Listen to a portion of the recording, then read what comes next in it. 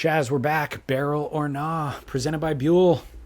Beautiful, such fine suits. I see people here. The water is so warm, so warm. I still see them surfing in tops, and usually I would say you're foolish, but these days I think you're onto something.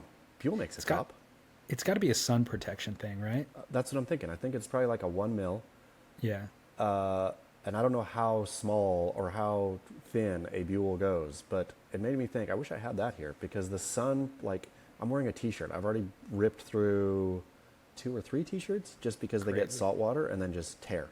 Yeah. I not proud to admit supporting fast fashion, but what I've done on surf trips in the past is just get like H&M $5 or $10 T-shirts or whatever they are with the sole intent of ruining them in the water with wax and sunblock and all that kind of stuff and then just leaving them behind. Yeah. Okay, so buellsurf.com, we got to deliver the important information to the listeners so that they could save 25%. The promo code is BuellGrit25, the number's 25.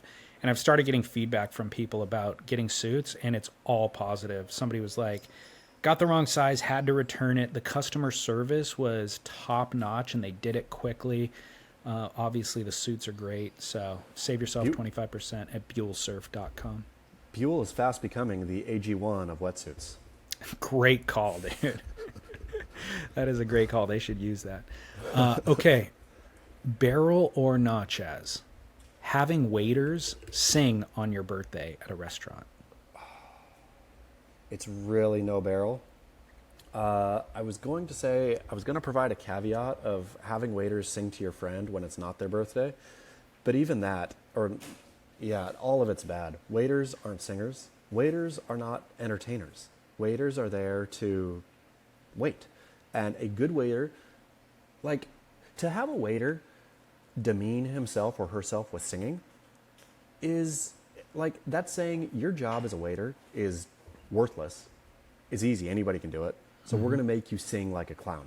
Yeah. Like a good waiter or waitress is such a skill. Like they know the menu, right? They can suggest, they make the experience so much better, a good waiter or waitress. Making them a clown is not cool. So they have no respect for the art of wait serving, basically. And they also have no respect for the art of song and dance. Yeah. Because you got somebody who's not good at either thing trying to do both things.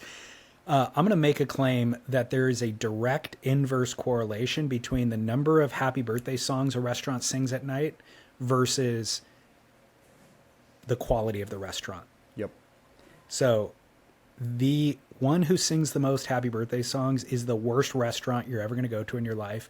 And the best restaurant you ever go to in your life will never sing a happy birthday song throughout the course of the year. Has never done it once. I'm going to say TGI Fridays is probably the worst restaurant in the world. Anchored on that side. Yep. And then we have all the Michelin star, fine dining, etc. on the other side. Exactly. Yeah. And then in between, you have like your Applebee's, I guess that's not in between. I guess that is TGI That's Fridays. far closer to TGI Friday. Also, is that a strictly American thing? Is there a single restaurant in Thailand that sings to their patrons? There's got to be a like almost as a homage to an American restaurant where they do it. Yeah, maybe. There's probably a TGI Fridays in Thailand now that I think about it. But yeah, and it's also the directing of the attention to your own table is just so embarrassing to me. Whether it's that or doing a wedding or a marriage proposal at your table and having everybody in the restaurant clap, like I'm just not into it. No, I'm here in Mexico. Love mariachi music, but don't even like the roving mariachi band who comes and sits at your table because not because I don't like their music. It's just everybody's now looking at your table. When I'm at a restaurant, I didn't go to the restaurant to be on stage. I didn't go to say, look at me. I want to be as anonymous as possible at that restaurant. Fully. I grew up with that exact same ethos in my house where I think it was more a matter of my parents probably being cheap. They don't want to have to tip the mariachi band. But I agree with my parents. And because the guy who does call them over to the table is doing it just so that he could peel off a 10 and show everybody else, like, I'm buying this song for my wife and my family. Look at me, I've got this money. I'm doing this. I know La Cucaracha. That's the one song I know, and I'm gonna have these guys play it. It's the worst, dude. Yeah. It is absolutely the worst. So, okay, we're both agreed no on that. No barrel. The next barrel or not comes from a listener. Kind of related. David, barrel or not, synchronized, unplanned dance. So I'm thinking like cha-cha slide, Macarena. Maybe if you're in the middle of America, line dancing. I don't know any line dancing, but I know they do it out there. Anyways, keep up the work. So unplanned synchronized dancing. You're at The electric boogie or whatever it's called. you're The at a group slide. environment. It Yeah. could even be a club, let's say. Yeah. And yes, that dance comes on and everybody, or that song comes on and everybody who wasn't dancing is like, I know this one. They get up on the floor and in unison synchronized dance. This is a really tough one because I'm not shy to admit there's been at times when this has happened and I think, why haven't I spent the 5 minutes to learn that thing? Like, I could be there doing it, but I can't. I have to, not that I'd like to be on the dance floor, but, like, I don't know any of that. I am illiterate when it comes to choreographed dancing, and I shouldn't be illiterate at something. I should at least have, like, a one shtick, right? So I'm going to say it's barrel. I'm going to say Maybe it's yours when is the Macarena.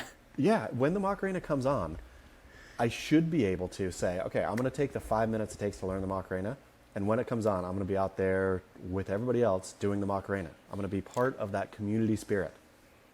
So I hear you. This one I had to think long and hard about because I was really torn. I think we've talked in the past about dancing at weddings. And for the first 30 plus years of my life, I was just like, I couldn't get past my own pride and discomfort. I was just not going to dance. I didn't feel comfortable getting loose like that in front of everybody. And in the last 10 years or whatever, since I've let go of that, I'm having the time of my life at weddings dancing, right? And I'm like, why was I such a curmudgeon up until now? Yep. So when I heard this call, I was like, I admire those people who just don't mind making a fool of themselves. But I do actually have a little bit of I disagree with it a little bit. I'm down freestyling and doing your own dance out there and having a blast. But the organized thing feels more forced to me. And it also feels like it's the same reason why everybody loves Journey. Like a Journey song comes on in a restaurant or a bar or whatever, and everybody pulls out their lighter and they start swaying back and forth and they're like, I know this song. I love this song. And it's like, no, this is not only the worst rock song ever. The fact that everybody else loves it makes me hate it. Yeah. Like you're just following the hordes of people who like something because it's the sweetest, easiest version of it. And that's how I feel like the Macarena, any of those songs that has an organized dance is the worst version of a song ever. And so the fact that you've rallied around that is offensive to me. I'm just saying, as a Renaissance man, as a well-rounded man, learn one of them. Pick one and learn it. I haven't done that. I'm going to put that upon myself this month to learn one of these songs and be able to perform it when necessary. Well, you got to find a good song then, because everyone that our caller mentioned or the Macarena that song needs to die a fast death. If it goes away, I'd be totally Maca fine. 2, Maca 3, Macarena. Exactly. 4, Maca 5, Maca 6, Macarena. Okay, final barrel or not coming in. I believe it might be the same caller actually from the Big Island. What up, my dudes? This is Josh from Hawaii.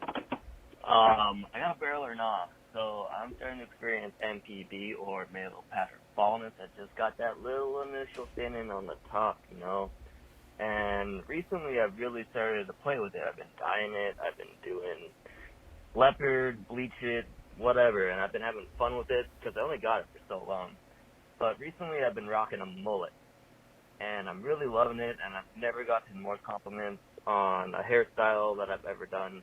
And I was just wondering if it's a barrel or not to, have a rad haircut even though you're starting to go a little bit of bald, So that's it. love the show. Hope you guys have fun with this, and have a good one. So, novelty haircut. I'll say the only no barrel for a novelty haircut is if you're doing it ironically. I think if you truly, like, this guy is liking his mullet, right? It works with him. Like, he's clearly out and confident with it if he's getting compliments on it. He's not doing it like, he, look at my ironic hair. An adult male past the age of 20, I'm going to say 20. Because you don't see girls ever rocking ironic haircuts, right? Nobody ever gets funny bangs, like funny poofy 80s bangs, right? Never. No, and so I think if the whole other sex is not doing such stuff, then you could think, okay, this is an immature male thing to do, is to be ironic with your hair. So let's not be ironic, but it's okay to have novelty or unique or wild or crazy, as long as you're like, I actually like this, right? I'm not gonna pull the punch here and say, look at my funny hair, Like, I'm gonna say, no, this haircut works for me. Yeah, and I think the key was at the very beginning of the call when he said he's starting to experience male pattern baldness. And so, you know what the most passionate love affair you're ever going to have in your life is the one that you know is fleeting. Yep. And that's what inspired his novelty hair pursuit is this is going away. I'm going to have fun with this. While I can. Exactly. And so he is all in. And as we've discussed over and over again through Barrel or Not over the years, if you own it, it works for you. You know, totally like if does. you're not confident with whatever it is, whether it's the what are the shoes that are slip on, the loafers or Yeah. the bow tie. If Yeah. you're not confident, you're not going to look good in it. But if you are, it's the best look. So this is where he's rocking is Yep. passionate love affair with the fleeting follicles. Keep having fun, my friend. Yeah. Keep enjoying that. Just It won't- keep it your won't fun on last this. long, Nope. but it'll be But just good. keep it all on this side of irony. Yeah, exactly. All right, well, good. I think we landed on the same spot there. Oh, he had a follow-up call, too. Let me play that. Yo, Josh from Big Island again. For the last one for today. But I stopped washing my hair, like you guys said, and it looks great. I think that's why I'm getting so many compliments on my mullet. But yeah, I don't wash it. I stopped washing it nearly a month ago. I just use like a natural bristle brush to scrub through it just to get that good old dandruff out of there, and it's fucking tip-top. Thanks for the tip. Man, if he would have taken that advice years ago, he wouldn't be experiencing male pattern baldness right now. He would have a full mullet, but this is okay. He gets the amount of passion he's going to get off his hair over the next 2 years is going to be a lifetime's worth of passion. Exactly. Enjoy it. Yep. All right, well, thank you, BuellSurf.com, promo code BuellGrit25. We will give away one of those wetsuits at the end of the month to the best Pro in the Wild submission that we receive throughout the course of the month. Again, so far, I'm saying Jack Freestone, and who would have ever thunk that Jack Freestone would beat Christian Fletcher as a better Pro in the Wild story, but not that the Christian Fletcher one was bad. But Christian Fletcher's was an expected Pro in the Wild story. Yeah, Jack Freestone exactly. popping up, that's unexpected. Well, the other thing is we expect the Pro in the Wild story to be about the Pro. This one is really about Steven looking like a kook in front of a Pro, which is a Yeah. great little Yep. deviation. Love it.